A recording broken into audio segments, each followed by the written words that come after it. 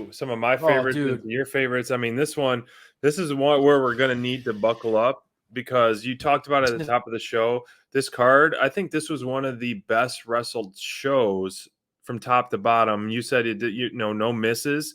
I think every one of these matches on the card and on Dynamite last night was very, very,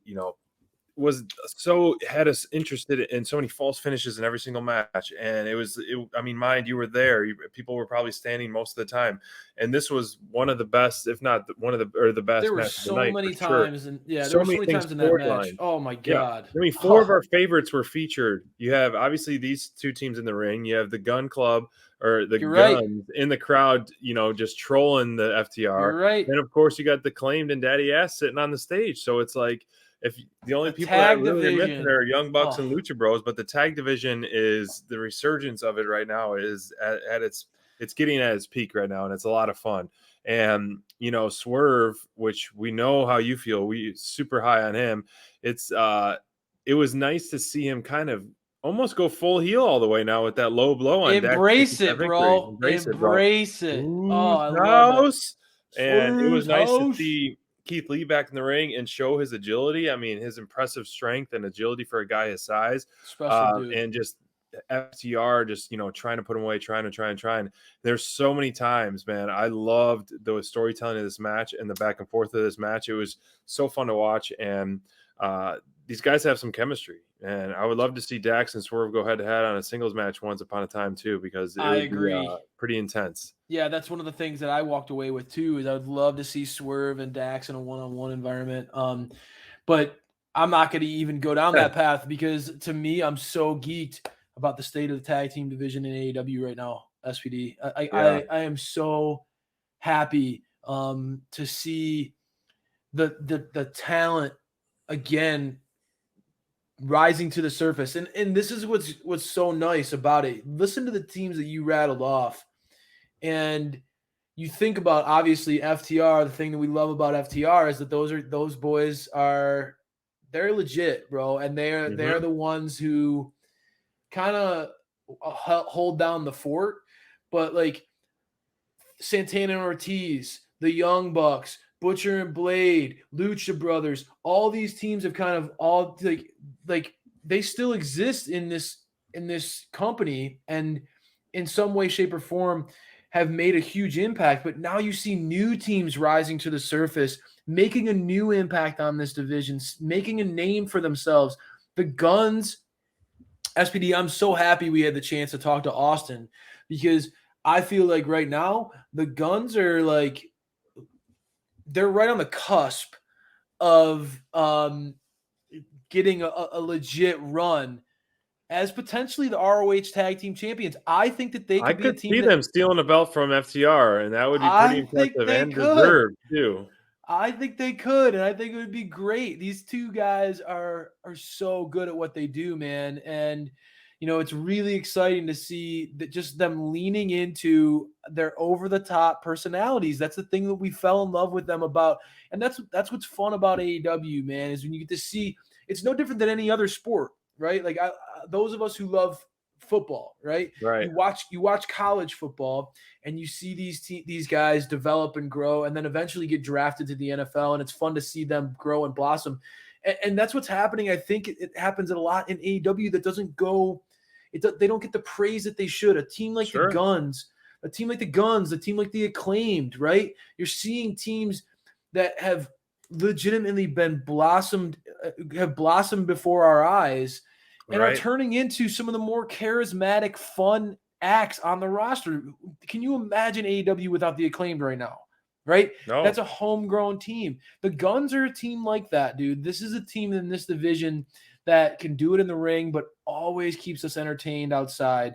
That said, I'll be honest with you. This match, FTR versus Swerve in Our Glory, there were so many times when I was watching these two teams go back and forth where I was just like, two thoughts. Neither team deserves to lose. All right. These two teams are both incredible at what they do. And I wish that I could get a 2 out of 3 falls like type of scenario between these two teams, just because it was great to see them presented as equals. Yeah. again, I know so many people are, especially if you're online on the IWC, right? Like so many people are itching to see Swerve and Keith Lee break up. And to me, like I love watching Swerve start to like be unapologetic about being a heel, like you talked about, and how Keith Lee is navigating that, right? This is a guy, Keith Lee, very intelligent dude, always kind of taking the high road in his career. Doesn't cause a lot of drama like online, is a very smart, like just kind of, you can tell, big man, but like he's slow to anger. And what I'm liking is seeing how Swerve is influencing him. And I know there are a lot of people who are interested in a Swerve versus Lee program down the road, but to me, as a guy who loves the heel, like loves and is losing a lot of great heels right now on AEW. I mean, you're stealing MJF of all people. Like, what the heck is going on? Yeah, I thought he was a shoe-in for life on Team Heel. But I digress. I love seeing Swerve slowly kind of getting Lee to lean into it. You saw Lee like, dude, this guy, if he can unleash the monster inside of him, there are a few guys in this business who could do what he can do. I mean, you said it. Like this match, there were multiple moments, and this is, again, FTR is so good at setting up their opponents to look great, SPD. And this is one of the things is consistent with the guys that I love. You know, I talk at length about the Bastard, and FTR is, if you've been following Dynamite Download from day one, you know that I've been beating the drum for FTR since the beginning. I love guys who know how to set their opponents up to look good. And FTR in this match, there were so many moments where I felt like Keith Lee in particular was set up to look like a stud. His athleticism, his power was on pure display. And again, the smarts of Swerve and Our Glory as a team were showcased, because I know like they kind of ran into the Acclaimed, the Buzz, which was a buzzsaw, and their popularity, AEW had to strike while the iron was hot. But Swerve and Our Glory, that tag team, their title reign, things were clicking with those two. For sure. And it makes me happy to see them officially earn that number one. I mean, no one can argue that the former champs, they deserve another shot at this point, man. I'm excited, bro. This tag division is on fire, and it's helped me when there's a lot of drama going on around AEW. It's helped me kind of settle in and be like, AEW is still the home for tag team wrestling. You're right. And no matter what, this product will continue to deliver stuff that I personally love to watch. And I know there are a lot of other fans out there who love the art of tag team wrestling. AEW is the home of that, period. No argument. It's hard to argue that tag roster. Match like this? In a match that's not in the main event. I mean, this could be a pay-per-view quality match. I know. Easily. And FTR, back in the ring, in pursuit of that fourth belt right now in one of a career years, if they've said, gets stopped short with Swerve and the Glory. But this is such a deep division, it's such a fun division. I mean, I can't wait to talk our Full Gear preview show or leading up to it, but this kind of is setting, I don't know, and you have almost two pay-per-views kind of back to back with the Ring of Honor pay-per-view and Full Gear. If you're talking keep your Ring of Honor champions, try to get as many buys as that Ring of Honor pay-per-view. You got obviously Jericho, you have Garcia, you have FTR. Like I just said, FTR versus the Guns at the pay-per-view. Ring of Honor. Then you have Jericho versus whoever, Garcia versus whoever, Samoa Joe versus whomever, like just that alone those names sell me. You're right. Those names are big names, man. They are. There's no doubt about it. Then you have Dalton Castle and the boys versus maybe the Factory or something. That'd be pretty cool. I know you're on board with Dalton Castle. He won you over. The power of the peacock. That's right. And I think that silly little goose. You're gonna start to see. Here's the thing. ROH. I do agree with some of the critics in AEW that say like that there are a lot of belts on AEW television right now.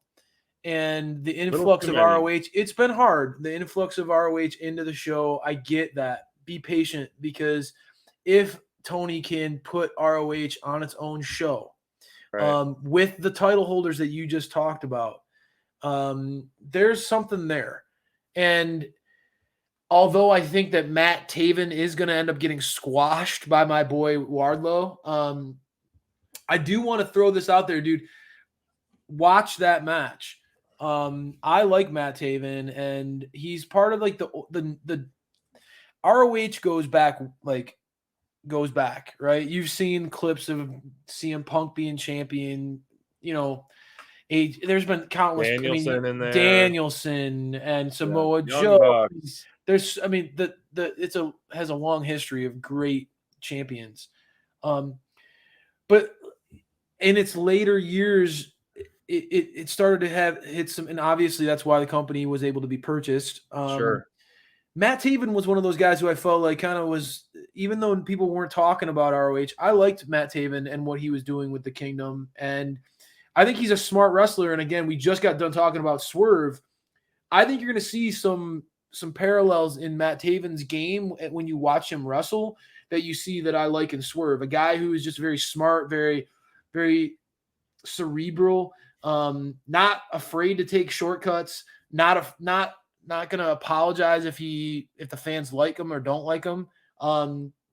Just kind of like, just watch. And I know that more than likely Wardlow is going to end him in a Powerbomb Symphony, but just keep your eyes on Matt Taven, because that's another example that there's something to what Tony's trying to build with the ROH brand. And I know it's causing there's a lot going on AEW right now, dude, but he is trying to let things breathe. You can tell, and he's planting seeds for stuff that I think could bring eyes over to that brand. Yeah. And this is an example of that. The Guns and their interaction with FTR now losing that number one contender spot. Now, again, let's go back to the fact that, dude, like, FTR has been the number one contender for months and months and months, and they've made a stink about it, how they've been number one contenders and they never got a shot.